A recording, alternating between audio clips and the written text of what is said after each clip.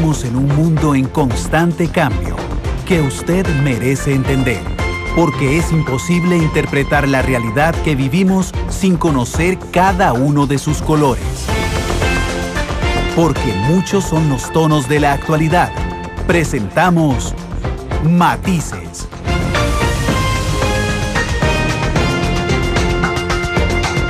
Una producción de Noticias Monumental.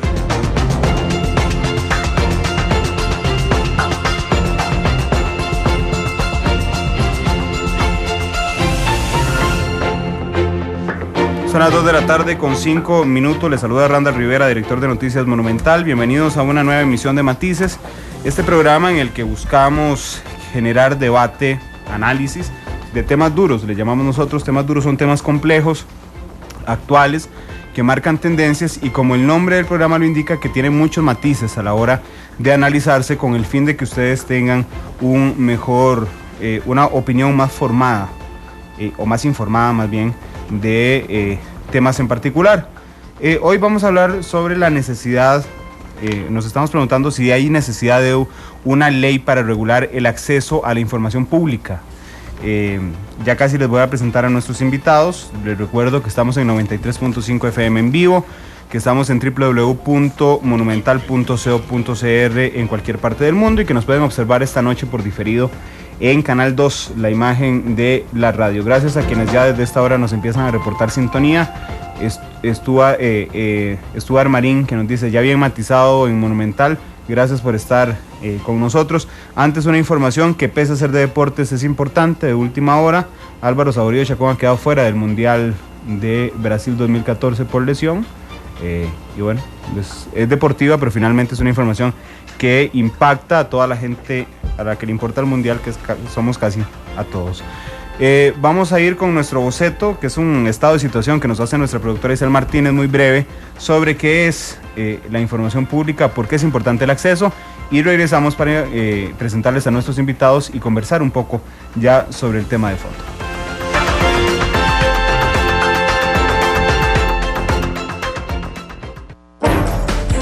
Las grandes obras inician con un borrador. Para elaborar el tema de hoy, este es nuestro boceto.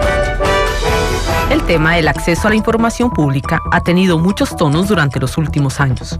La legislación costarricense, mediante la Constitución Política, en el artículo 27, garantiza la libertad de petición, en forma individual o colectiva, ante cualquier funcionario público o entidad oficial, y el derecho a obtener pronta resolución.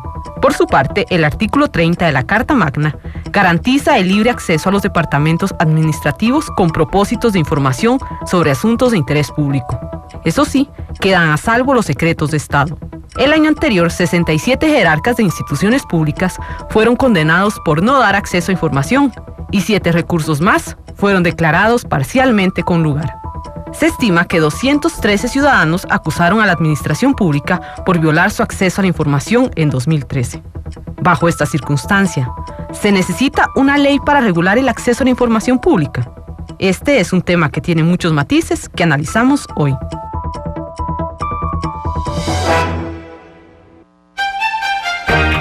Diferentes colores. Diferentes visiones. Blancos y negros.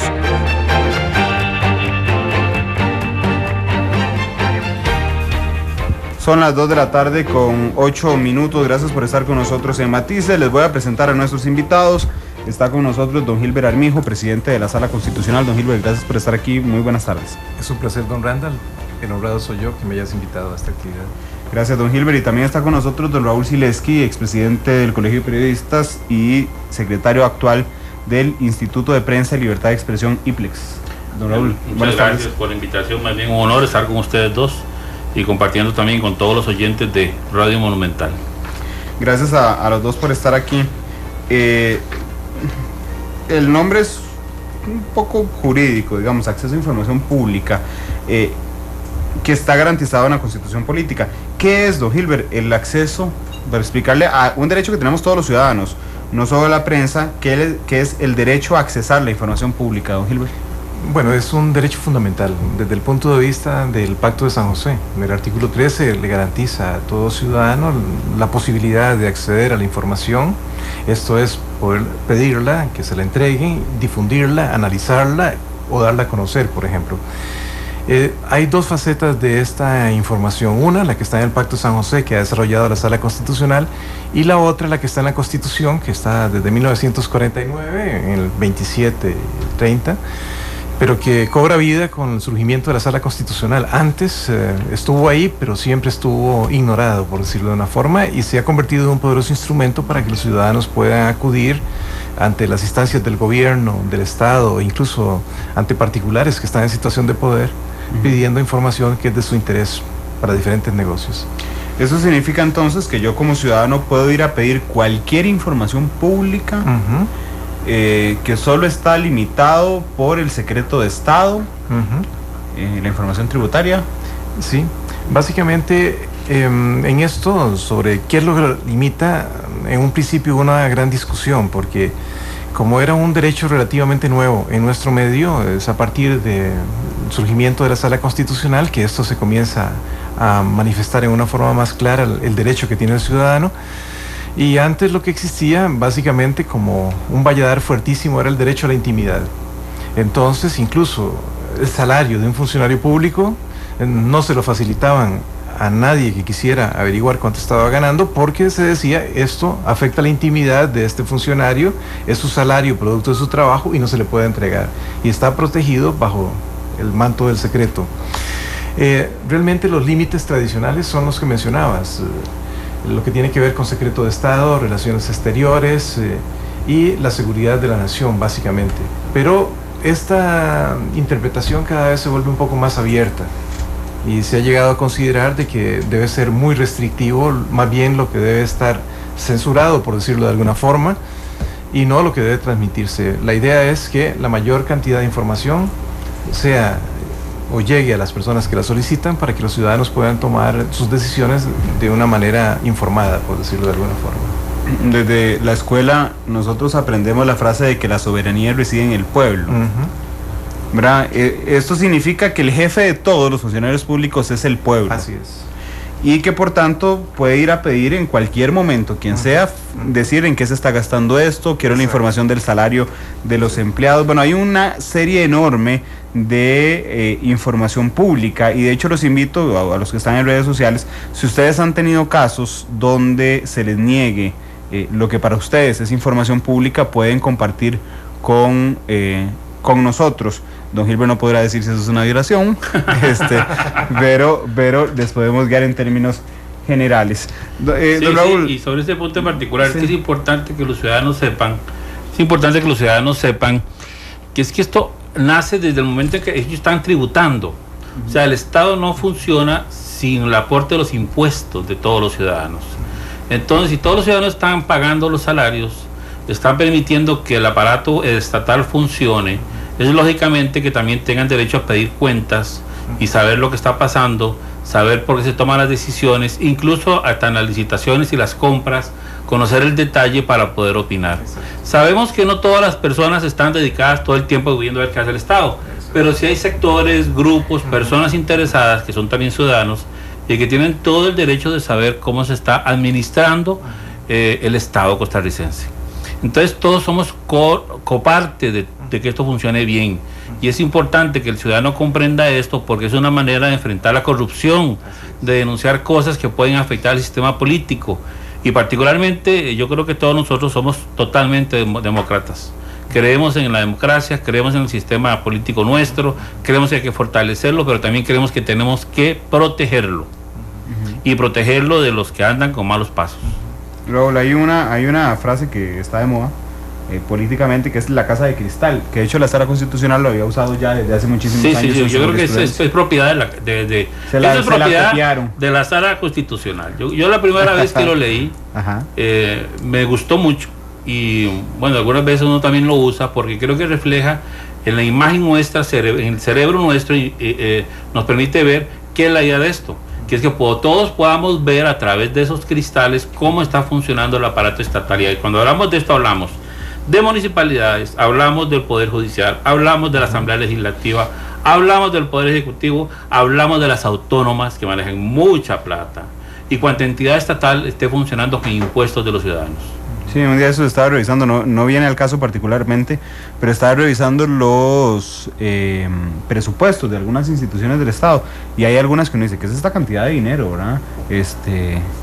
La DIS, por ejemplo, para ser muy específico, el presupuesto de la DIS en 2014 es de 3.600 millones de colones, es un montón de plata, ¿verdad?, que están parados precisamente en la información pública. Ahora bien, decía don Gilbert que está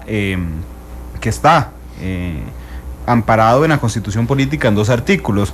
El acceso a las oficinas públicas, que no es un acceso físico, digamos, de ir a entrar, sino de tener la información que uno pida, y otro que se entiende más o menos por el derecho a petición, que es pedir información. Decía usted, don Gilbert, que era letra muerta durante 40 años, porque si a mí me lo violaban, en realidad yo no tenía a ningún lado donde ir a reclamar. En el 89 se crea la Sala Constitucional, y entonces viene una lluvia de casos que tienen que enfrentar los magistrados, prácticamente, a mí me llama la atención este punto, don Gilbert, en todos los aspectos del Estado, ¿verdad? Así es. Sí, es que normalmente cuando se habla del acceso a la información, casi uno tiende a pensar en lo que tenemos ya. Pero este ha sido todo un proceso también, ha sido un proceso de lucha de diferentes sectores pidiendo información, e incluso algunas veces, por ejemplo, esto tiene lunares también en la jurisprudencia de la Sala Constitucional. Muchas veces la Sala Constitucional dijo, no, esta información no se puede entregar. Hay tendencias, hay cosas que sí se dieron con más facilidad, por ejemplo, todo lo que tiene que ver con el acceso a los aumentos salariales, por ejemplo, de los gerentes del Banco Central, por ejemplo, que no se entregaba porque se consideraba confidencial bajo el 24 de la Constitución, que garantiza la intimidad. Bueno, la sala en algunos casos sí, pero a partir más o menos del 2002 aproximadamente, nosotros tenemos como un despegue de la sala, donde se potencia muy fuertemente esto, y va muy de la mano del Pacto de San José, del artículo 13 del Pacto de San José, y potenciando todos estos temas. Es importante lo que decían de que es una forma de controlar la corrupción, porque los norteamericanos utilizan una frase que es algo traducida, significa algo así, sigue el dinero. Y básicamente se traduce bajo la concepción que si uno tributa, uno tiene derecho a saber en qué se invierten sus impuestos, digámoslo así. Pero bajo el marco que ha desarrollado la sala tiene un aspecto mucho más amplio. No solamente es seguir el dinero, que es uno de los aspectos importantes, saber en qué se gastan los dineros públicos, que fue uno de los estandartes que utilizó la sala para decirle a los funcionarios públicos, mire, si hay dinero público de por medio, usted tiene que entregar la información. Recuerden el caso de los reaseguros del INS, por ejemplo, donde el INS era una entidad privada para ciertas cosas y pública para otras cosas. Para recibir el dinero era pública, pero privada para invertirlo en algunas cosas. Y cuando se hacen las contrataciones con los ingleses, la información se pide, pero no se da porque dice, bueno, es que esta es la parte privada. Pero bueno, bajo esta concepción de que son dineros públicos, se les dijo, no, tiene que entregar la información. Pero también hay otras facetas diferentes, por ejemplo, la simple opción que tiene el ciudadano para fiscalizar determinadas obras, por ejemplo, en medio ambiente. Las contrataciones que hace el ICE o las evaluaciones que hace el ICE para desarrollar un proyecto grande, bueno, la gente tiene derecho a saber también. Recordemos que, por ejemplo, hemos potenciado las audiencias públicas con muchos temas de interés que son de interés para la ciudadanía. En ese interés de devolvernos otra vez el derecho de participación a todos en las audiencias públicas, si suben los autobuses, no suben los autobuses. Hasta tuvo la RC, por ejemplo, que hacer videoconferencias hacia las zonas alejadas del Valle Central. Exactamente. Entonces hay mucho que tiene que ver con la información en ese as que se puede pedir. Raúl, sí, aquí para la prensa tiene importancia, además para la ciudadanía. Sí, claro que sí. No, yo creo que, vamos a ver, el rol de la prensa en esto es fundamental. Es fundamental porque digamos que son las personas que están más atentas del funcionamiento del Estado. Y lógicamente por eso tienen hasta ciertos beneficios como el secreto profesional, o bueno, no revelar la fuente, que también no revelar la fuente cuando ellos saben cosas y pueden informar a los ciudadanos de lo que está pasando. Porque los medios de comunicación sí están más vigilantes. Casi su trabajo fundamental es, entre otras cosas, pues más o menos ver cómo está funcionando el Estado y denunciar también actos de corrupción que han sido muy sonados en este país, ¿verdad? han sido muy sonados y que permiten fortalecer el sistema como tal. Entonces, claro, el trabajo del periodista profesional serio y que sea bien responsable a la hora de investigar y denunciar, porque en esto tampoco hemos estado en el pasado de acuerdo en que alguien sin información, sin investigación, sin el debido cuidado, diga cosas que son totalmente irresponsables. O sea, nosotros creemos que el profesional serio del periodismo, antes de denunciar algo en los medios de comunicación, tiene que estar bien documentado para no cometer barbaridades, ¿verdad? Entonces yo creo que aquí la prensa y los medios de comunicación de todo tipo tienen una gran responsabilidad. Pero además estamos de alguna forma, nosotros no, los sujetos de nuestra información están amparados con responsabilidades ulteriores, ¿verdad? Si un mal periodista publica sin confirmar, claro, está expuesto a denuncias penales y demandas civiles también. Sí, aquí hay una gran discusión, ¿verdad? En la Asamblea Legislativa incluso llegó un proyecto que impulsamos en su momento, despenalización de los delitos contra el honor. Sí. Y aquí pues el gran asunto es, bueno, hasta dónde sí, hasta dónde no. O sea, nosotros nunca pretendimos, el IPLEX, estoy hablando sobre este punto en particular, nunca pretendió la irresponsabilidad de los periodistas, y sobre todo ahora que, digamos, que la profesión tiene ciudadanos que informan y periodistas graduados universitarios. Entonces, en nuestra sociedad, prácticamente los dos a veces hacen el reporterismo, que es la base del periodismo, y los dos hacen ese tipo de labores. Más profesionales unos, menos profesionales, pero bien que mal la búsqueda es informar lo que está ocurriendo. Entonces aquí sí insistimos siempre que sea quien sea el informante, pues que primero se documente, tenga información, tenga pruebas antes de hacer una denuncia pública por cualquier medio. Y hablar de esto desde cualquier medio, estamos hablando incluso de las redes sociales, que hoy día son una explosión que tenemos hoy día en la sociedad, que permite crear movimientos sociales, tienen un gran impacto en otros países y aquí también han tenido importancia. Y sí es importante que el ciudadano comprenda que si va a denunciar algo, esté bien informado, bien documentado, porque si no existe aquí censura previa, sí existe responsabilidad posterior. Sí, y además existe de alguna forma, y para explicárselo a nuestros oyentes, la intención de la prensa de despenalizar los delitos contra el honor no pasaba por dejarlos sin castigo, ¿verdad? Pasaba por una tendencia mundial además que existe. Pues yo siempre he pensado que de nada le sirve a alguna persona que yo difame, que yo vaya a la cárcel, porque no se le arregla su honor, sino es dirigirlo hacia lo civil, para que yo, la persona que incumple la ley, tenga que reponerle en lo civil, pero sin ir a la cárcel, finalmente. Sí, en otros países que se ha aplicado esa vida, el problema que yo he escuchado, y lo comento aquí brevemente, es que a veces la sanción civil ha sido tan alta que es ruinosa para el medio, prácticamente lo cierran. Ya ha pasado en otros países. Entonces, me suena a Ecuador un poco. Sí, Ecuador, ya lo vimos que pasó, ¿verdad? No fue para la cárcel, pero arruinaron el medio. Entonces, bueno, ¿cómo logramos en Costa Rica buscar la media? Buscar una manera que funcione bien y que no sea que cierre un medio de comunicación y que tampoco meta a un periodista por hacer su trabajo en una prisión. Yo creo que aquí el asunto es denunciar con bastante información, con investigación seria, con documentos, con datos, para poder brindarse el periodista. Sin embargo, ahora que hablaba Raúl, me vino a la cabeza el caso del Universo, creo que se llama el Diario de Ecuador, o El Comercio. No sé, bueno, es un diario de Ecuador que hizo una publicación contra el presidente Correa, y entonces se interpuso una demanda civil pidiéndole, si no me falla la memoria, $3 millones. Por ahí andaba el asunto. Que dejaban a ruina al medio de comunicación en la práctica. Don Gilbert, sin embargo, ustedes han tenido, a lo largo del análisis de la Sala Constitucional, han tenido que, creo que ustedes le llaman colisión de derechos, así es, ¿verdad? Que es, en algún momento, la información privada, cuando se vuelve información de interés público. El Código Deontológico de Periodismo Europeo, que en Costa Rica no hay, bueno, el colegio tiene uno, pero no es vinculante, dice que la información privada de los funcionarios públicos es privada hasta que afecte su función pública, ¿verdad? Que digamos, esa es la utopía máxima del respeto a la intimidad. Sin embargo, digamos que el respeto a la intimidad sufre de alguna reducción cuando entonces se trata de un funcionario público y algunos otros elementos donde ustedes han tenido que valorar estos dos aspectos, don Gilbert? Sí, hay dos facetas que me gustaría tocar. Es cierto, por ejemplo, que hay una gran problemática con respecto a las responsabilidades, pero creo que el caso de Stephen Schmidt de la Corte Interamericana, la opinión consultiva, es un buen norte. Es una sentencia realmente interesante desde el punto de vista de ver cuáles son los límites que mantienen a salvo a un periodista. Y uno de los factores que ellos analizan es que la información debe ser veraz. Esto de la veracidad siempre ha sido un problema. Bueno, ¿cuánto es veraz? ¿Cuáles son los elementos que debe contener? El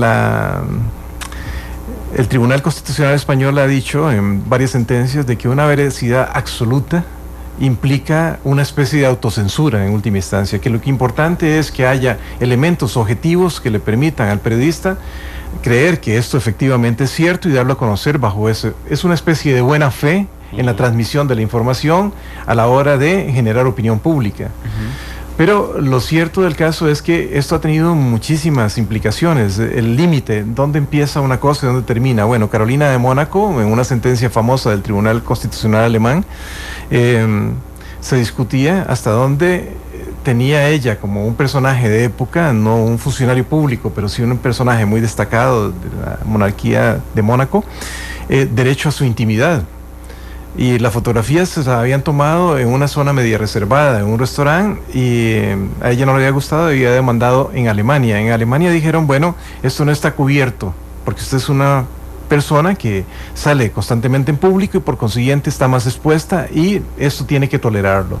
El Tribunal Europeo de Derechos Humanos condenó a Alemania y dijo que en realidad, por ejemplo, aún tratándose de personajes públicos, había un rango de intimidad que debía ser respetado, por ejemplo, si la persona no está abiertamente expuesta a determinadas cosas.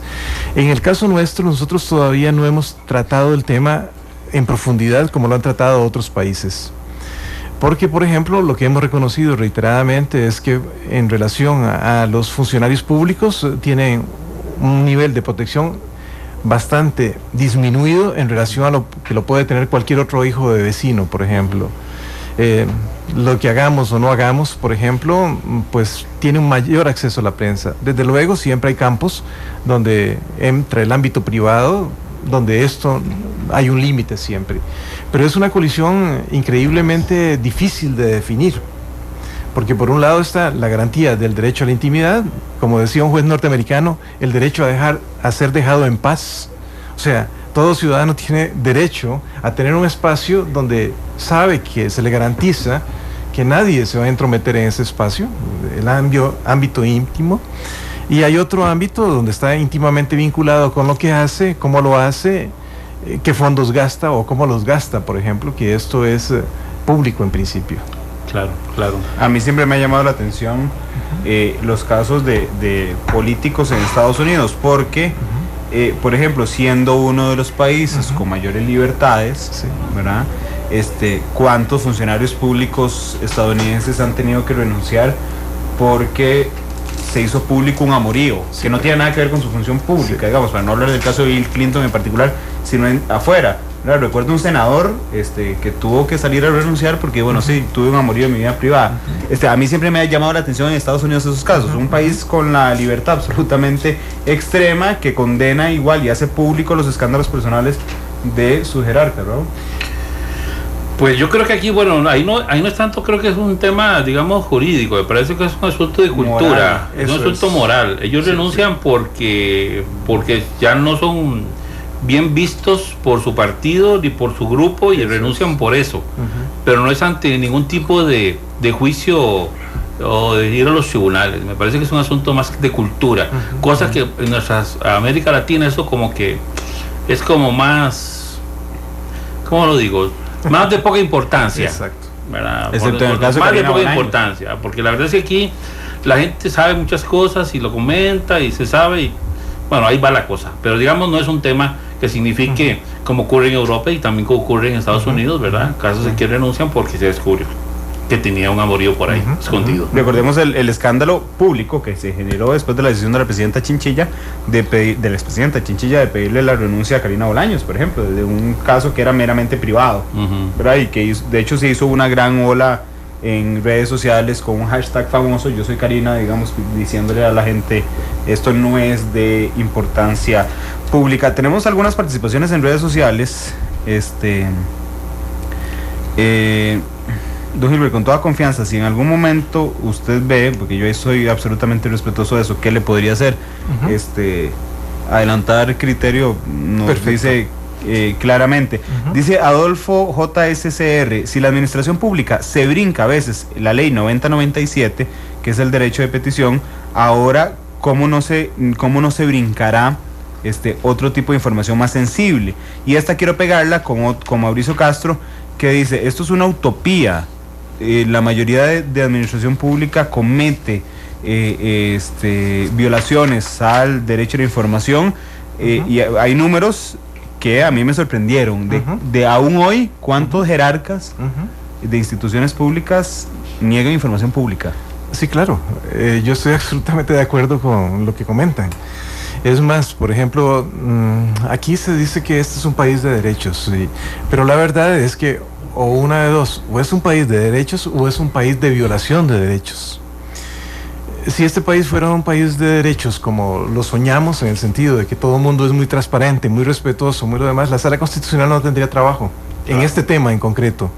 Para que ustedes tengan una idea, por ejemplo, en el 2013, sobre derecho a la información hubo 213 casos que se presentaron a la Sala Constitucional. En lo que va del 2014, de enero a abril, llevamos 109 casos. Esto significa que hay personas, por ejemplo, que se les denegaron en 7 de los casos de esos 109 solicitudes a actas que no se les quiso entregar, por ejemplo, y por eso llegaron a la Sala Constitucional. Algunos llegaron por falta de respuesta, o sea, pidieron expresamente algo y la administración no se lo contestó. 38, por ejemplo, solicitaron acceso a un expediente y el expediente no se les entregó. Vean, y esto con 25 años de jurisprudencia constitucional diciendo que la información es de acceso público. Sí. Lo que les quiero decir, y si esto nos vamos al derecho de petición, que son diferentes al derecho a la información para nuestras estadísticas, solo de enero a abril se han pedido o se han presentado 248 amparos, de enero a abril. ¿Qué se denegó? Bueno, pidieron información y ni siquiera hubo respuesta en 229 casos. En la gran mayoría. Sí. Y así podemos analizar por diferentes extremos, por ejemplo, o la información fue omisa. Lo que les quiero decir es que, por ejemplo, lo que tiene este país, bueno, es que tiene un tribunal donde uno puede acudir. Normalmente en Europa y en otros países, para poder llegar a un tribunal constitucional, usted tiene que haber agotado toda la vida administrativa, pasar 2-3 años peleando con la administración, lo cual quiere decir que usted tiene dinero para pagar al abogado para que esté peleando con la administración, y luego de agotado esto puede llegar a un tribunal constitucional, quizás. En los Estados Unidos, por ejemplo, recuerden, por ejemplo, que la Corte Suprema se reúne 2 o 3 meses al año y decide qué casos va a haber ese año. O sea, nada más eso es lo que va a haber. Nada más urgente. Sí, lo que ellos deciden y los cogen a dedo, y estos son los casos que ven y son poquísimos al año. Entonces casi es como sacarse la lotería en la cantidad de millones de norteamericanos que están, y ellos ven 100 casos a lo sumo.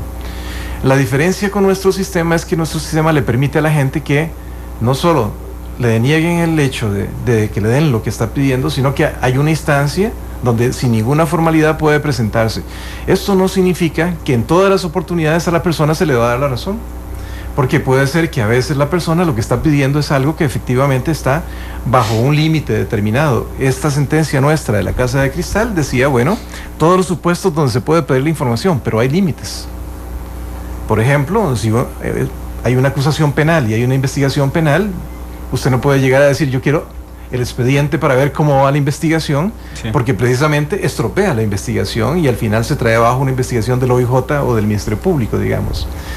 Pero claro que yo estoy de acuerdo con la aseveración que se hace. Más bien yo parto de lo contrario. Yo parto de que la sala lo que constata es la negativa de que se dé lo que oficialmente debería entregarse. Pero es cultura y creo que estamos aprendiendo. Sí, nosotros en el IPLEX hicimos un trabajito pequeño y llamamos una serie de cuadernos Diplex de 2008, donde se mandó un cuestionario de diferentes instituciones pidiéndoles información y ver quiénes respondían. Muchas no respondieron. Entre las conclusiones del documento está que las prácticas administrativas estudiadas indican que no hay una convicción y mucho menos vocación de la importancia de la transparencia, y que lo que hacen unos pocos lo hacen cumpliendo lo que la ley indica. O sea, es evidente que es un problema de cultura y de mentalidad del funcionario público. Y por más esfuerzos, porque yo, a partir de los votos de la Sala Constitucional, que es una maravilla que la tengamos y que tengamos esta vía, porque incluso yo tuve que recurrir a ella. Me acuerdo contra el Colegio de Periodistas, cuando dejé de ser periodista me negaron unas actas y tuve que ir a la sala a pelear para que la junta directiva de aquel entonces me diera las actas del Colegio de Periodistas. Entonces yo sí conocí el procedimiento y lo fui personalmente, metí el recurso, esperé y vino la resolución a favor, por supuesto, de mía en este caso. Entonces yo veo que es una vía rápida, expedita, sencilla, donde el ciudadano puede pedir y exigir que se le cumpla ese derecho. Y esto es la gran discusión que hemos tenido con las iniciativas que han venido de afuera, de que Costa Rica tenga una ley para este procedimiento. Lo que hemos dicho nosotros es que siempre y cuando sea superior lo que se está planteando a lo que tenemos ahora, estamos de acuerdo. Si es inferior, no vamos a estar de acuerdo. Esta ley, incluso ya hay un anteproyecto de ley que trabajó la gente de Gobierno Digital, la gente de la OEA, y también estuvo alguien de la gente de la Corte, y están planteando un documento muy sencillo que creemos que sí tiene más o menos el parámetro que nosotros desearíamos que la Asamblea Legislativa apruebe en su momento cuando llegue esta iniciativa, y tiene un apartado de sanciones al funcionario público si no cumple con esto. Cuando uno ve el tema de género, uno dice, bueno, ellos dicen que hay que aprobar algún tipo de legislación para las medidas afirmativas. Y me parece que en este proyecto nosotros creemos que es importante que tengan esta parte de sanciones precisamente para eso, para ir fortaleciendo la cultura del funcionario público, que entienda que la información que tiene y lo que hace no es privado, no es personal, es información que cualquier ciudadano tiene derecho a saber, a conocer, incluso hasta opinar. Pero hay trampas, Raúl, que genera la administración pública. De lo que dijiste a mí me llaman la atención dos cosas. Vos dijiste, yo tuve que ir a acudir a la Sala Constitucional en alguna ocasión. Yo tuve que acudir a la Sala Constitucional también en una ocasión. Y quiero reflejar en esto que en todos los niveles hay violaciones al acceso a información, que yo tuve que ir a presentar un amparo contra un tribunal de juicio, donde uno supone que los jueces conocen la legislación al dedillo, ¿verdad? Finalmente la sala también me dio la razón en ese caso, porque estaban mirando el acceso a la prensa, bueno, no estaban negando el acceso a la prensa, nos estaban negando entrar con grabadoras, computadoras, lapiceros y libretas a la sala de juicio. Okay. Esto significa que en cualquier nivel hay violaciones, pero además hay trampas, pequeñas trampas, cuando no te quieren dar la información y entonces insistís. Yo, un día de esos que estábamos en la charla, que creo que vos estuviste ahí presente y que fue patrocinada por la Sala Constitucional, de ahí a veces uno presenta, bueno, aquí voy a aclarar a nuestros oyentes porque estoy partiendo de que todos conocemos la Ley de Jurisdicción Constitucional. La ley dice que son 10 días el tiempo que tiene la administración pública para entregar la información que se solicita. Si pasan 10 días es una violación, ¿verdad? Entonces hay algunas instituciones que se esperan hasta el día 10 a las 23:50 para mandarle un correo a un periodista o a un ciudadano, pero digamos, conozco el caso más claro de periodistas, donde dice, ¿podría aclarar la pregunta sobre tal cosa? Entonces son pequeñas trampas que dilatan, claro, de alguna forma, Raúl, el acceso a la información pública. Sí, lo que pasa es que yo veo que nuestro sistema es más ágil incluso que otros países. Otros países han creado legislación, leyes, y han creado institutos que más bien es meter más pasos y más tramitología, porque ese instituto se convierte, además de enorme, por el caso de México, en un intermediario. Entonces los plazos que nosotros tenemos, más o menos el tiempo de respuesta en la sala, y por lo menos en mi caso en particular, fue 3 meses, ¿verdad? En otros países son de 6 meses a 1 año. Y yo entiendo muy bien que para la prensa, para los medios de comunicación, para los periodistas en ejercicio, les interesa la información ya, porque ya es noticia, ya es importante, ya es hora de sacarlo. Y claro, nos enfrentamos a esto. Bueno, entonces uno dice, bueno, en este proyecto que está planteando, entonces que se reduzca el tiempo de respuesta o se plantea una reforma para que no sean 10 días, que sean 5 días, que sean 2 días, que sean 3 días. Pero jamás más. O sea, pero jamás más. Lo que nosotros decimos es que el estándar no signifique que nos vamos a ir a copiar un sistema donde se hace más burocrático, más tramitología, más engorroso, porque ahora es muy fácil. Si yo veo una institución con una carta, eso sí, ¿verdad? Tienen que entregar y tienen que dárselo con un recibido, ojalá con el sellito, cuando piden la información. Tienen que hacer prueba de que les están negando un derecho. Cualquier ciudadano que quiera pedir información de interés y que le afecta o de lo que sea y considera que tiene que pedirlo, tiene que ir con una carta o un correo electrónico, creo que se permite también, o un correo electrónico que permite ir documentando para luego meter el recurso en la sala constitucional. Y es muy sencillo. Usted lo puede hacer con lo que sea. El ciudadano sabe que puede ir a la sala constitucional. Con una servilleta. Con una servilleta puede ir y plantearlo, no importa también la edad, y pedir ese derecho. Y si la sala lo considera, lo coge y le da trámite. Y él sabe que tiene 10, cuando la sala resuelve 10 días, y si no, va la responsabilidad. Pero tenemos un sistema ágil, fácil, rápido. Y me preocupa a mí a veces crear instancias. En este proyecto de ley que se está trabajando, se pone a la Defensoría un poco ahí como un facilitador, no tanto como una entidad burocrática más. Y la Defensoría ha hecho gran aporte y gran trabajo con las instituciones públicas, pidiéndoles que sus portales y sus páginas de internet tengan una serie de datos. Ellos han avanzado mucho en este caso, sensibilizando y promoviendo en el Estado que esa transparencia se dé. Entonces yo creo que aquí el asunto es que nosotros tenemos un sistema ágil bueno que ha funcionado.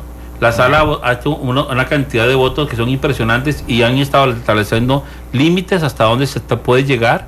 Me parece que es importantísimo esto. Y sí, bueno, una ley sería ideal, pero siempre y cuando no nos eche a perder lo que tenemos y que está funcionando muy bien desde mi punto de vista. Lógico, la prensa quiere una respuesta más rápida y más ágil.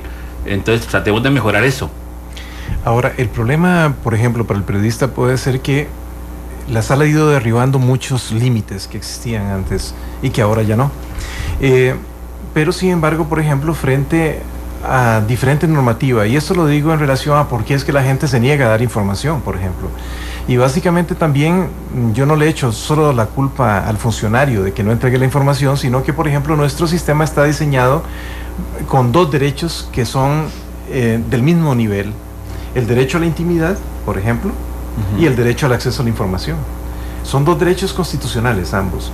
Y hay mucha ley que se ha desarrollado en base a uno o a otro, por ejemplo. Y en relación al derecho a la intimidad, es quizás el derecho que es el clásico del siglo XIX hasta la fecha que más desarrollo tuvo. Entonces había más protecciones, más límites, más fronteras, por ejemplo, que la sala ha tenido que ir derribando a través de su jurisprudencia. Quizás la más importante de estos límites que se ha derribado no tiene ni siquiera que ver con lo de los 10 días del 27, la petición que está en la Constitución, sino que está con relación a el secreto de las fuentes periodísticas. En realidad, el secreto de las fuentes periodísticas es lo que le impedía al periodista saber ya ciertas cosas que era importante que tal vez supiera, por ejemplo, sobre manejos no apropiados, sobre presupuesto o sobre conductas dentro de la administración. ¿Y por qué no las tenía? Bueno, porque ese funcionario tenía unas consecuencias fuertes: el despido, la sanción penal o la condena penal. Bueno, la sala, en este voto, por ejemplo, del secreto del acceso a la fuente del periodista, lo que hace no solo es eso, sino que, por ejemplo, va más allá. Pero creo que la prensa no lo ha visto desde esa perspectiva. Y el último, por ejemplo, que hubo en relación a la extra, todavía la sala fue muchísimo más allá. En la salvaguarda, ya se dijo, no solamente hay cierta información que es confidencial cuando es del periodista, sino en casos concretos como esa protección en relación al periodista y en relación a la fuente. Y es un poco el desarrollo de una nueva vertiente que hasta ahora no se había desarrollado sobre la inmediatez. Sí. O sea, en realidad, por ejemplo, el problema que ustedes tienen es preguntarle a alguien y el alguien quizás no te dice la información por el temor que la responsabilidad que le implica, e incluso muchas veces puede ser el despido, digamos, si lo termina en la vía penal. Bueno, con esta jurisprudencia la sala viene a establecer un ámbito más de protección que les permite todavía ir más allá. La diferencia con la sala en relación a la ley es que la sala es muy flexible y evoluciona constantemente sobre sus propios fallos, por ejemplo. Las leyes, el problema es que una vez que uno tiene un marco, Ahí se acabó. Se fosiliza en cierta forma. Sí. Y tal vez una reforma lenta. Y una reforma lenta, y tal vez ahí tiene razón Raúl. Por ejemplo, uno dice, bueno, ahora tenemos este tope, y esto es lo que ponemos en la ley. Y resulta que dentro de poco tiempo ese tope ya se quedó corto para lo que se necesitaba, de acuerdo a las nuevas necesidades de la sociedad, sí. O a la sociedad de la información, que es hacia lo que estamos yendo. Sí, claro. Y bueno, ese es un punto que hay que valorar. El día de la actividad yo decía, bueno, ¿una ley para qué? Y la verdad es que es importante, eso es quizás lo más importante, porque normalmente cuando se hacen algunas leyes, bueno, echa la ley y echa la trampa. Sí. Y normalmente hay un nivel de incumplimiento enorme. Pero sí, un haz de garantías básico podría funcionar, pero tal vez no tan cerrado que permitiera la mutación hacia futuro. Sí, lo importante en esto es avanzar y estar muy atentos. Incluso si esa ley algún día la presentan, porque yo no sé por qué no la ha presentado la gente de gobierno digital y la gente que con AMAC también, que trabajó mucho en esto, y la gente de la OEA que estuvo aquí tratando de promoverla en Costa Rica, porque lo interesante es que esta ley viene de afuera para acá a promoverla, no es una subiniciativa que nace de los costarricenses, ¿verdad? Es un modelo de la OEA que viene y comenzamos a adaptarla a nuestra sociedad, sale esta propuesta, y esta propuesta está ahí. Bueno, no se ha presentado todavía a la Asamblea Legislativa, no sé por qué, estarán esperando algún momento para eso, pero en todo caso, cuando esto se presente, hay que ponerle mucha atención, y los periodistas y los medios de comunicación deben estar muy atentos de ese procedimiento en la Asamblea Legislativa, ¿verdad? Cuando llegue a la comisión, cuando se estén metiendo mociones, porque lo que se va a presentar no es lo que va a salir, ¿verdad? Ya sí. Sabemos que el proceso de elaboración de la ley, la modificación de la ley, los proyectos de ley, sí. Hay muchos actores, muchos intereses, y es importante que la prensa sea un actor fundamental para que esta criatura nazca bien. Porque hay preocupación en ese proceso, precisamente. Yo recuerdo cuando aquí surgió el boom de convocar a una constituyente, ¿verdad? Que había gente que decía, mejor nos quedamos así porque es muy peligroso abrir una constituyente y que se nos filtre, digamos, por debajo algunos elementos. Cuando se aprobó la ley de delitos informáticos, que no tiene que ver nada con prensa, nos filtraron dentro de la ley de delitos informáticos la ley Mordaza, digamos, los artículos que nos permitieron llamar la ley Mordaza. ¿Verdad? Y nos dimos cuenta la prensa, un mea culpa, hasta que se iba a aprobar el segundo debate. Nadie lo vio en comisión, nadie fue a la comisión porque tenía un título muy bonito, entonces todo el mundo pensaba que... De hecho, sí. Cubrimos toda la prensa, la conferencia de prensa de ley de delitos informáticos, celebrando lo que estaba ocurriendo con los delitos informáticos. Fue hasta que nos pusimos a leer por ahí. Lecha menuda. Exactamente. Pasa lo mismo con la ley de jurisdicción constitucional en este instante. Sí, a mí me preocupa que la toquen, pero ahí vamos a ver qué pasa. Exactamente, que es donde uno dice, bueno, hasta dónde la tocan, hasta dónde es bueno corregir pequeñas cositas si nos vamos si vamos a arriesgar lo grande. Aunque a mí sí me preocupa otra cosa, del otro matiz. La sala constitucional, lo decía ahora Raúl, ha sido una garantía para la prensa. Sí. La reserva de la fuente no está en ningún lado, no está en ningún código, es jurisprudencia de la sala constitucional. ¿Verdad? Y entonces, digamos que yo le agradezco a la sala, en mi profesión, eso. Pero en realidad, en particular, tengo que agradecérselo a la conformación que ha tenido la sala desde el 89 hasta hoy. Porque digamos, siempre ha mantenido el mismo criterio. El tema del acceso a la información pública también, desde el 89, desde 2002, que hubo esa explosión, cambiando presidentes, cambiando magistrados, la sala se ha mantenido igual. Pero en realidad a mí nadie me asegura que dentro de 15 años, los 7 magistrados que estén dentro de 15 años piensen igual que estos señores que están hoy. Y eso es donde a mí me preocupa entonces de decir, bueno, es que prefiero garantizarme con una ley que quedarme solo en las garantías constitucionales, ¿no, Gilbert? Sí, este es un tema que tiene muchos matices diferentes, y este es un matiz de peligro, desde luego, en honor al programa. Porque la verdad es que a mí, ahora que se vio la reforma, el proyecto de reforma de la ley de la jurisdicción constitucional, me preocupó muchísimo, porque lo que hemos logrado avanzar es con base en esta normativa. Desde luego las integraciones han ayudado mucho a desarrollar esto, pero tenemos un marco base que nos ha permitido hacerlo. Definitivamente, claro, las integraciones pueden cambiar un punto de vista, digamos. Puede haber un cambio de jurisprudencia de 180 grados en relación a casi cualquier tema. Por eso hay algo que es importante y que casi no se menciona, y yo creo que es importante valorarlo. La opinión pública está muy atenta sobre ciertos temas, por ejemplo, que tienen trascendencia momentánea. pero a veces no está tan atenta a temas que tienen una trascendencia más allá. Por ejemplo, la ley es muy importante, pero los integrantes son muy importantes. Por eso en los Estados Unidos, cuando se va a nombrar un juez de la Corte Suprema, hay una filtración enorme.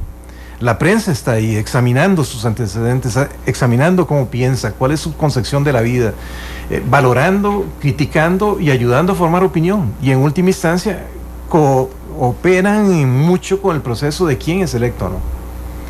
En nuestro medio esto es una cosa que pasa prácticamente desapercibida hasta que tenemos consecuencias que quizás no nos gusten, por ejemplo. Solo la de Fernando, la reelección de Fernando Cruz es la única que generó atención mediática, más allá que una nota de fulano tales no de la sala.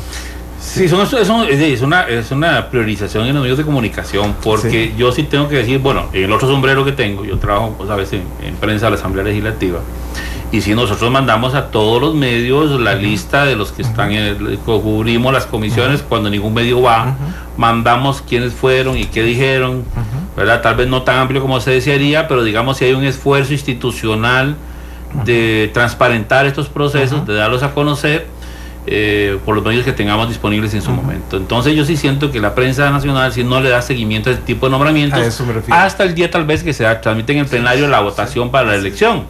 Hasta ese momento la prensa pone atención quién es. Y van fotógrafos y camarógrafos a tomar foto y todo el asunto.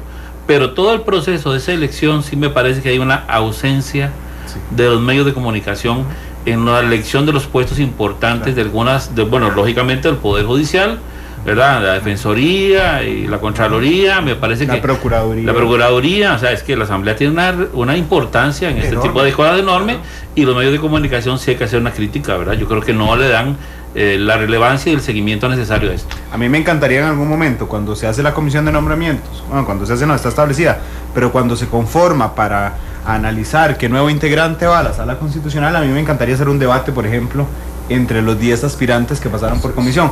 Claro, echa la ley, echa la trampa.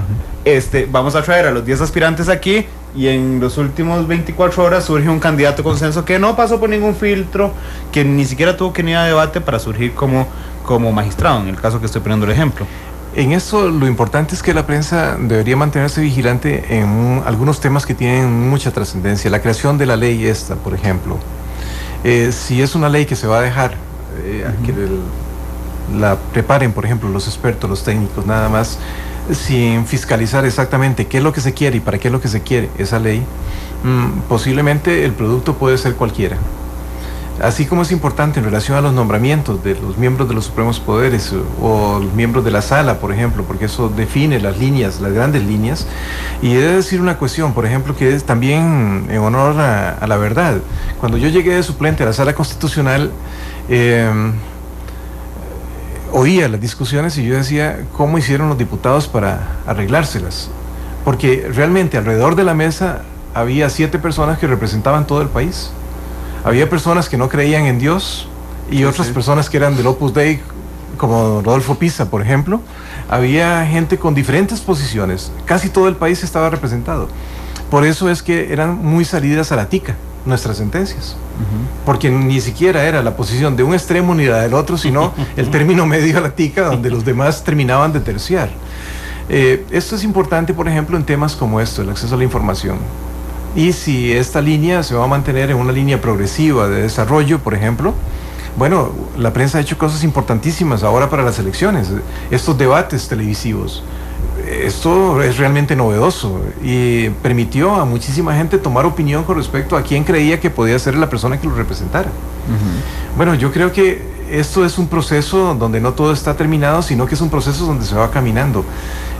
Con las elecciones también podría comenzarse a hacer este tipo de cosas, ese tipo de filtros, y sería una alternativa para que la gente también supiera quién está de por medio. Ahora, por ejemplo, con la elección del defensor adjunto, me parece interesante lo que está haciendo la Comisión de Nombramientos. Ellos van a poner un candidato y además habilitaron 2 líneas telefónicas y una vía para que la gente, si tiene alguna denuncia contra los 3 candidatos que sugirió la señora defensora, pues lo den a conocer a la comisión antes que la comisión recomiende a una persona. Sí, claro. Me parece que es un procedimiento que hay que reconocer a la Comisión de Nombramientos interesante, que está dirigiendo en este caso don Otón, y me parece importante darle seguimiento a esto, ¿verdad? Sí, claro.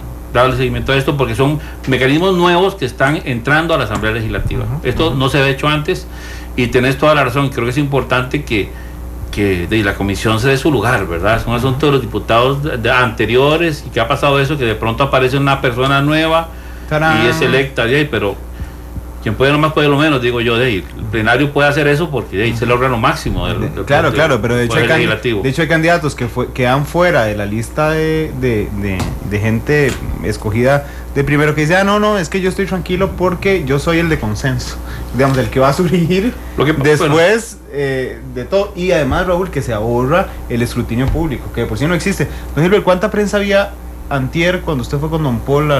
¿Había mucha prensa? Ahora no, había bastante prensa. Sí, bastante había mucha prensa. ¿Y en Corte Plena? En Corte Plena llega poca prensa. No, pues eso es uno de los elementos donde usted dice, Pero otra cosa adicional que yo creo que es que la Asamblea, con su actual composición, que todos son pequeños realmente en comparación al pasado, creo que va a ser más complicado ahora los próximos nombramientos, va a requerir mucha negociación, nadie tiene 29 votos, ¿verdad? Entonces yo creo que actualmente hay unos pesos y contrapesos internamente, que posiblemente la selección de los nuevos nombramientos va a ser más compleja, pues tal vez más positivo para el país. ¿Sabes cuál viene y no le toca a la Asamblea Legislativa? Le toca a los magistrados, el de fiscal general. Digamos, sería interesantísimo, por ejemplo, ver un debate entre los candidatos a ser fiscal general, ¿verdad? Y entonces damos de alguna forma, digamos, una imagen de transparencia. Don Gilbert, no puedo dejar de preguntarle, usted me dijo que cuando usted entró a la sala de suplentes se preguntaba cómo hicieron los diputados para que estuvieran representados todo el país en la sala. Ahora que es presidente de la sala, ¿sigue preguntándose cómo hicieron los diputados para representar a todo el país en su sala, o no está representada todo el país en su sala? De hecho, las minorías están representadas y yo soy una de las minorías en este caso, por ejemplo. También hay criterios de mayoría, o sea, en realidad, por ejemplo, este es un país muy pequeño donde es muy difícil, por ejemplo, que escapemos a las influencias que hay de todos los sectores, digamos. Nosotros lo manejamos más, por ejemplo, desde el punto de vista jurídico constitucional, con diferentes tesis en relación a diferentes temas. No todos vemos la vida de la misma forma, ni comprendemos los problemas de la misma manera, y tratamos de darle la mejor respuesta que podemos darle de acuerdo a las circunstancias. Te lo podría contestar de la siguiente manera. Por ejemplo, esta integración ha sido una buena integración desde el punto de vista de que ha sido una integración de muchos consensos. Y eso es decir mucho. Es un tribunal donde se ven temas muy polémicos, donde llegar y poder encontrar un término medio para decir, esta es la decisión del tribunal, aparte de que yo piense de esta u otra manera, pero cedo para que esto salga porque es importante. Y el secreto de las fuentes periodísticas, por ejemplo, y el caso de la ESTA, creo que es un buen ejemplo de esta situación. Hay temas que eran esenciales para el país resolverlo creo que como se hizo, donde la sala dijo, bueno, en estos puntos 1, 2 y 3 todos estamos de acuerdo, independientemente de que podamos ir más allá. Posiciones como las de otros compañeros pues iban más allá de lo que la sentencia dijo, por ejemplo, pero fuimos capaces de dejar nuestra parte para construir en algo que era esencial. Bueno, la cantidad de asuntos que se votan, con la celeridad que se está votando, eso implica que hay un consenso, por ejemplo, en relación a los temas. La invitación que nos hacen en la comisión para que fuéramos a discutir sobre este proyecto es una decisión de sala, la que se toma, de si íbamos o no íbamos, y la sala decidió que íbamos 2 a la asamblea, porque eso tenía que llegar en consulta. Bueno, los 2 fuimos en representación de la sala, expusimos nuestros puntos de vista sobre los problemas que podía tener esta ley, y al final para nosotros también fue una sorpresa muy grata de que los señores diputados decidieran desechar este proyecto. En principio, ahí se nos hizo una invitación para coparticipar en algunas de las cosas que se quisiera. Este es un tema que la sala tiene que discutir al interno. Este no es un tema que está decidido, porque esto lo tendremos que hablar, y si hay ese consenso para poder presentar alguna opción, se hará. Si no hay ese consenso, posiblemente no lo haremos. Y será, como siempre, responsabilidad del poder político decidir si quiere modificar la ley de la jurisdicción constitucional o no. Pero este es un tema que no está... Sí. Yo creo, si me permite, que les falta más mujeres. Sí. históricamente, sí. digamos, ahí está doña Nancy. Doña Nancy. Ahora, y antes estaba doña Ana Virginia, pero bueno, es un tribunal conformado por 6 hombres y una mujer, digamos, tal vez de alguna forma, pues ustedes han votado sobre paridades, Sí. ¿verdad? Les hace falta mujeres en la asamblea. Bueno, está bien. En la asamblea, en la sala. Van a tener que meterles un recurso a la sala por no tener la cantidad de mujeres necesarias. Y van a tener que formar una sala suplente. Dos cositas que no quiero que se me olviden, que es la importante. suplente sí tiene, la mitad de mujeres, la mitad de hombres. Eso sí lo hemos, y ahí metemos mano nosotros. Dos cosas que no quiero que se me olviden. Adelante, Uno es adelante. que esta protección del periodista, es importante que el ciudadano sepa que puede recurrir, si sabe de algo, a un periodista, invocar esto y denunciar lo que considera está mal en el Estado. Creo que que esta protección del periodista y del medio de comunicación es importante que el ciudadano sepa que por lo menos tiene no es cura, pero parecido, donde puede recurrir al colega, un medio de comunicación y denunciar algo y que el medio pueda hacer la investigación, y sobre todo algunos medios que más se dedican a esto para darle seguimiento. Es importante que el ciudadano sepa que ahí puede recurrir y denunciar si hay algo malo que considera que debe ser conocido por la opinión pública. Lo segundo es que tenemos que ver que el Estado tiene que dar la información que le piden, pero también el Estado está obligado a dar información, a poner información para el ciudadano, a embarcarse en el reto de poner información disponible, ser más proactivo el Estado como tal. Y cuando hablamos del Estado hablamos de todos los poderes, instituciones y municipalidades del país, ¿verdad? Yo creo que es una cuestión de doble vía. El Estado tiene que asumir esa responsabilidad. Incluso Costa Rica suscribió desde el 2011 esta iniciativa para datos abiertos, que es una iniciativa mundial que hay en este momento, y Costa Rica sí tiene compromisos que cumplir. Ahora en Inglaterra tengo entendido que el Poder Judicial se comprometió a mejorar incluso todo lo que tiene que ver con esta información a los ciudadanos y avanzar en este campo. Y entonces sí hay una cuestión de doble vía. El Estado tiene que comenzar a abrirse, a dar un paso adicional que nosotros consideramos importante, que es que los datos puedan ser reutilizables, que se presenten a la ciudadanía de tal manera que incluso los periodistas puedan hacer minería de datos y que es poder hacer cruces de información.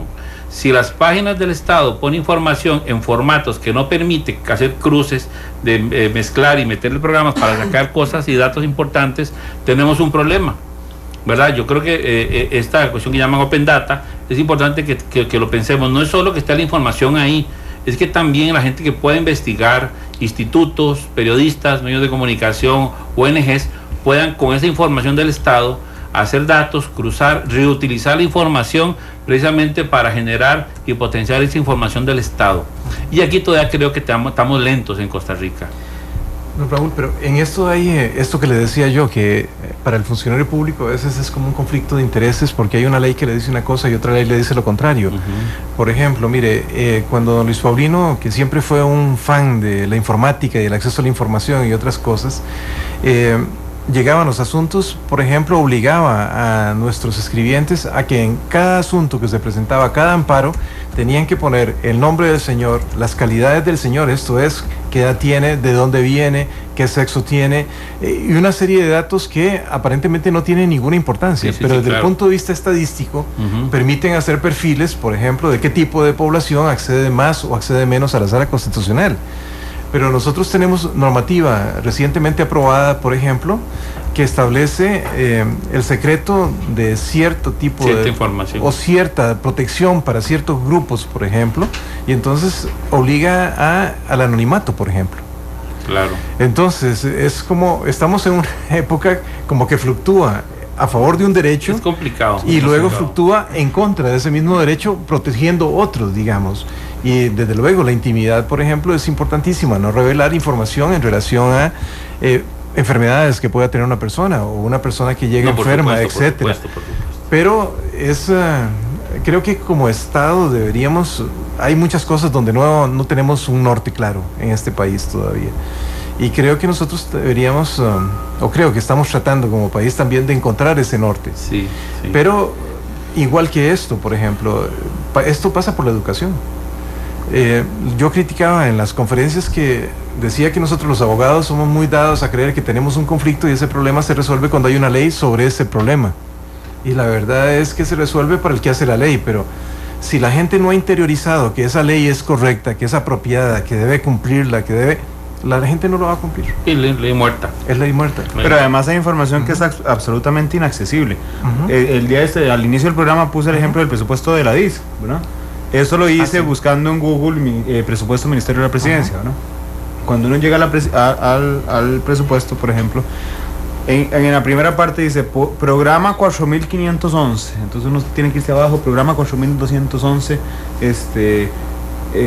y entonces programa 4211, 203, entonces uno tiene que saber cuál es el programa al que se refiere el 4211 para ir a buscar el presupuesto. Digamos, todo esto dificulta, más allá, digamos, de un tema de software para hacerlos compatibles, además se hace enredadísimo, porque entonces usted tiene la información pero no la entiende, ¿verdad? Que es parte, digamos, de donde tendríamos que avanzar, que algunas, por ejemplo, el salario en el Poder Judicial normalmente, aunque es información pública y uno puede pedirlo a través de prensa, ¿verdad? Digamos, usted se mete a ver la escala de salarios, entonces dice, el salario base es ese es el que revelan, más plus por tal cosa, más plus por tal cosa, entonces uno tiene que ponerse, ir a preguntar, ¿y cuál entonces es el plus que le pagan a fulano tal? Es un 0.25, depende del año, ¿verdad? Entonces, digamos que la información se hace tan difícil de conseguir que más de uno se queda en el camino. Pero bueno, voy a irme a una pausa comercial porque llevamos una hora hablando y me van a poner un recurso de amparo. 3:04, vamos a la pausa y regresamos con más de Matices.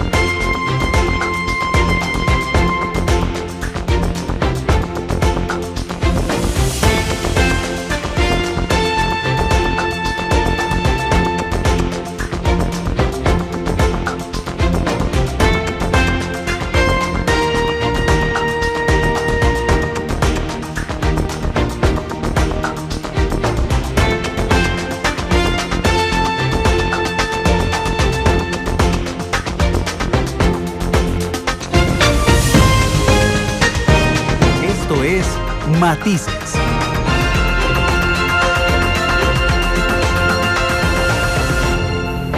Tres de la tarde con 9 minutos. Vamos a partir de este instante a abrir la línea telefónica 905-222-0000 por si alguno de ustedes tiene alguna consulta u opinión sobre el tema de acceso a información pública. 905-222-0000. Están las líneas abiertas y permanecerán así los próximos minutos. Don Gilbert, ¿ustedes resolvieron algo en el caso de OAS? Le pregunto de la conciliación entre el gobierno y la empresa brasileña. ¿No les tocó? En eso es un asunto que todavía hay unas partes que se resolvieron y otras que bueno, si hay un recurso pendiente. No, era para saber si le podía preguntar de eso. Entonces no le puedo preguntar. Ok, porque aquí le plantearon una duda en general, que creo que esa sí me la va a poder responder. ¿Los estados financieros de las empresas que forman parte de licitaciones públicas son información pública? ¿La sala ha resuelto en este sentido alguna vez? Sí, por ejemplo, en la Casa de Cristal se dijo, por ejemplo, que todas las empresas que contratan con el Estado, desde el momento en que lo contratan, la información se vuelve muy transparente. Hay información, desde luego, que no se puede revelar porque es información que revela, por ejemplo, el giro comercial o asuntos que pueden afectar la competencia entre las diferentes compañías que están participando. Pero lo que tiene que ver, por ejemplo, con la temática de los recursos públicos que se pagan, por ejemplo, para ciertos, si hay control, por ejemplo, cómo se están invirtiendo los recursos, etcétera. Pero desde el momento del concurso, los informes financieros de las empresas participantes en concursos públicos son públicos. No, esa parte hasta que se resuelva, digamos, a quién se adjudica. Porque hay parte de la información, por ejemplo, que si vos accedes a esa información antes que se resuelva la licitación, pues de ahí sabes exactamente con quién estás compitiendo, en qué términos, y puede ser utilizado para otros términos. Tenemos una llamada telefónica a esta hora 3:11. Muy buenas tardes, ¿cuál es su nombre? Muy buenas tardes, mi nombre es Moisés Rivera Guillén, para servirle. Don Moisés, un fiel oyente de Matices, gracias por llamar, adelante. Que Dios me lo bendiga a usted y a todos los señores que están ahí. Mire, este señor que acaba de terminar de exponer el tema, muy objetivo el señor. Don Gilbert Armijo, el presidente de la Sala Cuarta. Muy bueno el señor, sabe explicar muy bien todo y el que no entiende fue muy cerrado. Yo soy una persona que lo que tengo es un cierto grado, pero me gusta mucho escuchar. Muy objetivo él y lo felicito porque lo que es información no se puede divulgar ni en cualquier lado ni en cualquier circunstancia, porque se puede prestar para chorizos, para malos entendidos, para enredos y para un montón de cosas. Les agradezco mucho la participación y te felicito por el programa y que Dios me los bendiga. Gracias, don Moisés. Igualmente para usted. 3:12, hay otra llamada ahí pendiente. Muy buenas tardes. ¿Cuál es su nombre? Buenas tardes. Yo soy un asiduo oyente de los programas de Monumental, Alberto Gómez. Don Alberto, gracias por llamarnos y gracias por escucharnos. Adelante. Es una inquietud que yo tengo desde hace mucho tiempo. A mí me tocó estarme encerrado en una presa en la ruta 27 en el viaje de Escazú. Llegó un bus del ICE con muchachos, con los trabajadores del ICE, y cerraron toda la carretera. Solo en 100 metros habían más de 6 buses, más el montón de carros, más los trailers, busetas, de todo. ¿Cómo es posible que 50 personas le amarguen la existencia a miles y miles de costarricenses? Porque la Sala Cuarto en una resolución dijo que sí se podían cerrar carreteras porque por haber vías alternas. Si solo con el tránsito normal las calles de San José y de Costa Rica están atestadas, ¿cómo es posible que hayan dado esa resolución perjudicando a tanta gente? Gracias, don Alberto por escucharnos, don Gilbert. Si no me falla la memoria, este oyente se refiere a una sentencia de hace un par de años, creo que son 2 años, que tuvo que ver con una manifestación muy violenta, de hecho, que se hizo un levantamiento muy violento de la manifestación frente a la Caja en Avenida Segunda, don Gilbert, sentencia, yo no me acuerdo cómo votó usted en particular, pero sentencia que generó muchísima polémica inmediatamente.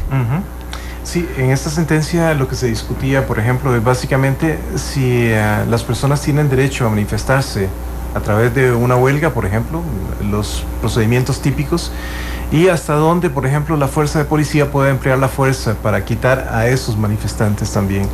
En este caso, la parte que se resolvió en relación al tema en concreto es que tiene que haber un equilibrio. La gente tiene derecho a manifestarse, pero también hay gente que tiene derecho a circular. Y lo que se pretendía con esta sentencia, por ejemplo, el magistrado ponente en ese caso, era que la fuerza pública pudiera intervenir, pero garantizando, por ejemplo, que pudieran haber manifestantes en un determinado acto, pero también tenía la obligación de garantizar que se abrieran las vías alternativas para que la gente también pudiera circular. Es un poco una salida a la tica. En última instancia, por ejemplo, se pudo haber dicho no se puede manifestar nadie en las calles. Sí, que debe ser una restricción absoluta. Absolutamente prohibida. O el otro extremo hubiera podido ser decir, bueno, la policía tiene posibilidades de mantener abiertas siempre las calles, etcétera. Pero es un tema realmente complejo desde el punto de vista técnico. La salida fue una especie de término medio. Yo he estado también en presas, la última, iba para la votación y había una manifestación que salía del Hospital México y justo en el momento en que yo iba ya casi a pasar, los manifestantes se atravesaron en la calle y yo iba para una votación que tenía que estar en punto y es complicado, yo lo entiendo, pero también hay la gente en este país tiene derecho, el derecho a la huelga, el derecho a manifestarse es uno de los derechos económicos, sociales y políticos que está consagrado en pactos internacionales que nosotros hemos suscrito también. Dice Adolfo JSCR, esa sentencia más bien fue muy valiente y justa, le dice Adolfo, para hacer el balance. También vamos a ir a la última pausa, regresamos. Me interesa que toquemos, si les parece, un tema en los últimos minutos, y es que la sentencia de los bonos chinos, creo que fue la del periodista Álvaro Murillo, de 2008, la sala conversa digo yo, apunta en sus considerandos que hay una enorme laguna sobre secretos de Estado. ¿Verdad? Sobre el decreto de secreto de Estado. Son las 3:16, vamos a la pausa, regresamos con más de Matices. Laguna no, es que no hay nada. Analizamos los tonos de la actualidad. Exploramos sus contrastes. Matices.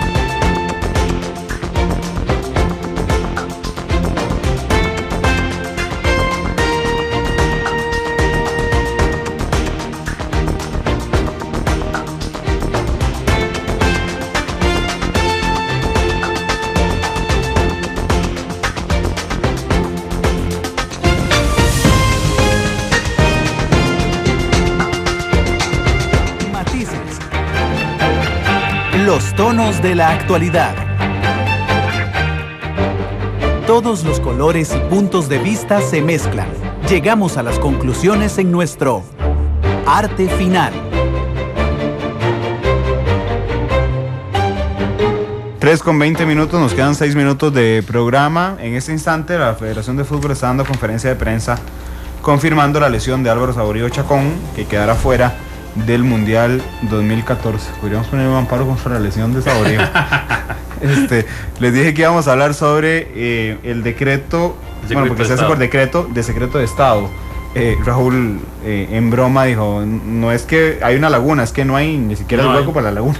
No. Lo último que yo me recuerdo fue una iniciativa del diputado Fishman precisamente para regular, hacer una ley específica de cómo se puede establecer un secreto de Estado. Hoy día no hay nada, no hay ninguna ley en particular. Lo único que hay, y yo creo que es una normativa general que se aplica en todo lado, es que es en casos de seguridad interna, externa, defensa de la soberanía y relaciones exteriores, que nosotros consideramos que lo que corresponde ahí es un decreto del Poder Ejecutivo que justifique por qué secreto de Estado o algún tipo de documentación o información que lógicamente tendría que, dependiendo del caso, de ahí, y alguien lo considera, mandarlo a la sala para que valore si eso se justifica o no se justifica. Pero no hay una normativa en Costa Rica que regule el secreto de Estado como tal. En este instante prácticamente es lo que el presidente de la República considere que afecta la seguridad nacional, las relaciones exteriores, y me falta una ahí, y la de soberanía, defensa de la soberanía. Y la defensa de la soberanía, cualquier cosa que él considere que afecta a eso, lo puede declarar secreto de Estado. Gilbert. Realmente, por ejemplo, esto es un resabio muy latinoamericano. El secreto y el secretismo en América Latina es lo que ha campeado por estas tierras durante casi 200 o 300 años. Miren, todavía había países latinoamericanos, de los que no voy a decir el nombre, que dictaban leyes secretas. Y que le prohibían a los diputados referirse a la ley secreta que se había aprobado. Y a las personas las juzgaban por infringir una ley secreta. Sí. Y hubo casos donde se discutía en los tribunales y se juzgaba y se condenaba a esa persona, y la persona no podía cuestionar porque mencionar la ley, solo el contenido de la ley, condenaba y no sabía por qué, era otro delito. Entonces, por ejemplo, esto de que el secreto de Estado, que está consagrado como uno de los principios, por ejemplo, como salvaguarda, digamos, para cierto tipo de casos, que no esté regulado, a mí me parece lo más normal del mundo en estos lugares. Por eso es que yo sí creía que han dicho lo apropiado, en el sentido de que nosotros últimamente es que estamos aireando las cobijas. Porque aquí, perdonen, pero la pauta era la confidencialidad siempre. Sí. Y la poca transparencia, digamos. Y desde luego, por ejemplo, en realidad lo que ha ocurrido, creo que en una muy buena manera en los últimos años, es que los periodistas han descubierto que tienen un instrumento para quitar ese velo de secreto. Se han atrevido a cuestionar las cosas que nadie cuestionaba. Se han atrevido, por ejemplo, en el caso de los bonos chinos, fue decir, miren, esto ha sido tradicionalmente así, pero estos y estos y estos argumentos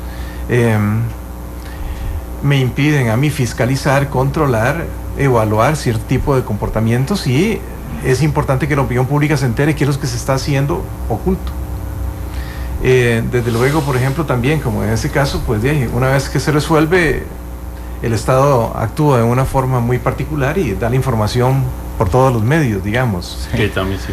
Y afectando desde luego al periodista que... La primicia. Exactamente, se fue la primicia. Es una especie de castigo por haberse enfrentado al sistema en última instancia, pero creo que aún esos castigos valen la pena si todos ganamos en cuanto a transparencia, digamos. Claro, la sociedad como un todo. Pero les digo que, por ejemplo, quizás la sala se ha ocupado de este tema, y esta integración en especial de la sala ha trabajado más sobre este tema. Otras integraciones, por ejemplo, como la de don Luis Paulino y don Rodolfo y otro, tuvieron un enfoque muy fuerte en relación a lo que son o era la materia penal, digamos. Sí. Y romper algunos mitos en el área administrativa, por ejemplo, y cambiar muchas cosas. A ellos les tocó casi reconstruir todo esto. Pero esta integración de esta sala, por ejemplo, ha sido una integración que se ha posicionado más sobre el lado del acceso a la información, la transparencia, la importancia de fiscalizar cómo se mueve el dinero, cómo se invierte, en qué se invierte, porque todos tenemos derecho a saber. Y en mucho de esto también va el combate a la corrupción. porque normalmente la corrupción se esconde tras la oscuridad. Bien. Y bueno, desde ese punto de vista, por ejemplo, nosotros en realidad cada vez que alguien presenta un recurso de amparo en relación al acceso a la información, para nosotros es un colaborador esencial, porque es alguien que nosotros no buscamos los casos, no podemos construir los casos, tenemos que esperar. Por eso a veces cuando se habla de ingobernabilidad, yo reflexiono y digo, bueno, es que yo no escojo el caso la ciudadanía me lo presenta aquí. Cuando les dicen que ustedes son un Senado. También. En lo particular. Pero en realidad, por ejemplo, ahora creo que viene un estudio del Estado de la Nación sobre este tema, las consultas. Yo creo que va a aclarar mucho cuál es la perspectiva real de esta situación. Y no es como se dice. Pero sí nos parece muy importante, por ejemplo, que la gente ejerza su derecho. Don Fernando Bolio, cuando yo llevaba clases en la facultad, una vez dijo algo, y esas cosas que a uno como alumno se le quedan muy grabadas. Y él decía, miren, el único derecho que se pierde, el único derecho fundamental que se pierde es aquel que nunca se ejerce. En el tanto y en el cuanto la gente ejerza sus derechos, acuda ante el tribunal, puede ser que le digan que sí, puede ser que le digan que no, pero no significa que le digan que no, que es que no tenga la razón del todo. Tal vez se está adelantando el tiempo, por ejemplo. Y las luchas que se han dado, por ejemplo, han sido importantísimas, y gracias a eso, por ejemplo, ahora tenemos un poco más de transparencia, me da la impresión.